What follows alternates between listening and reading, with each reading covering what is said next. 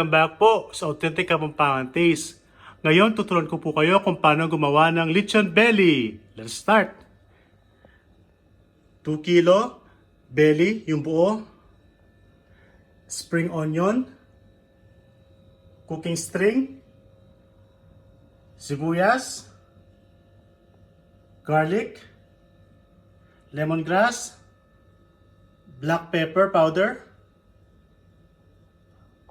Garlic powder, salt, soya sauce, vinegar. Let's start. Umpisa po, lagyan natin ng vinegar yung buong belly. Ayan po. Ayan.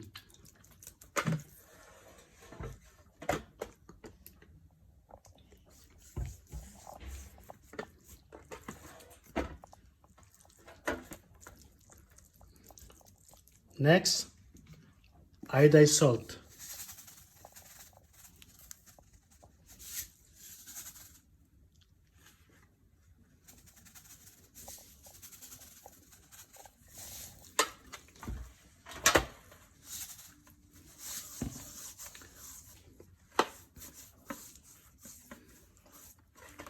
Sunod, powder pepper.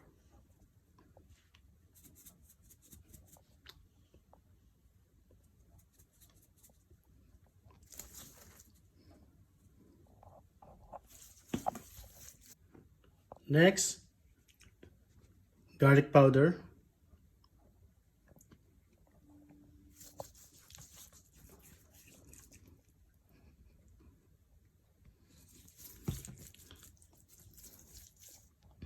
Then, next, buong garlic.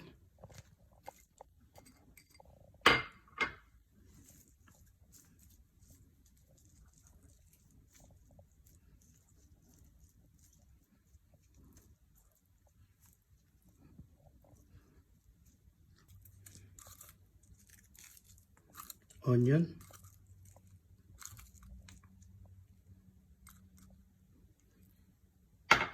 Next, lemongrass. Lagyan lang po sa gitna, sa may hati po mismo.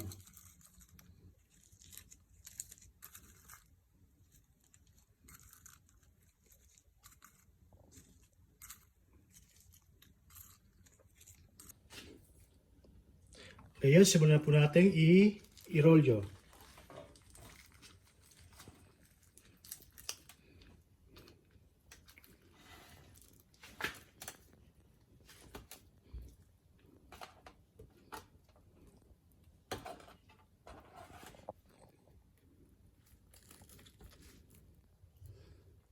Pose. Next, yung sa gitna naman.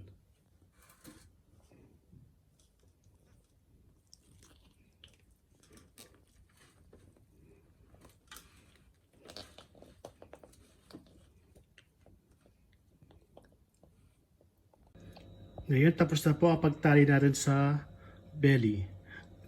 Next, lagyan natin ng soy sauce para maging crispy at golden brown. Yan, ganyan lang po.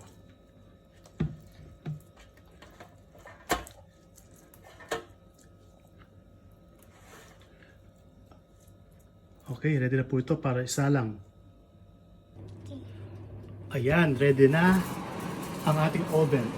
At isalang na natin ang lechon belly. Siguro mga 3 to 4 hours pa to. Okay. Balikan natin mamaya pag okay na. Ngayon mga kapatid, check natin kung ano yung tsura ng lechon belly natin. Ayan. Okay, balik natin sa kabilang side naman. Yun, no? Ayan. Ngayon lang po.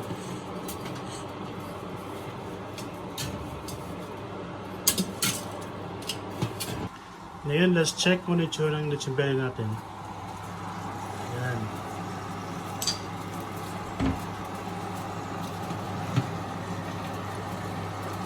mag-grab ng konting cooking oil para mas crispy. So, paligid-paligid.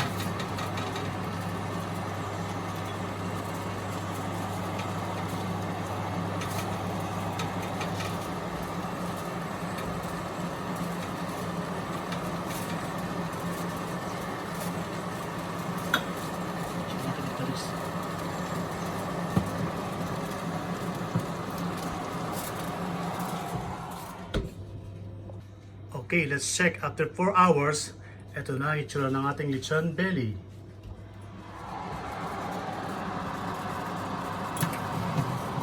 Yan. Luto na. Ito na po ang lechon belly. Para sa mga ingredients, pakicheck lang po sa baba.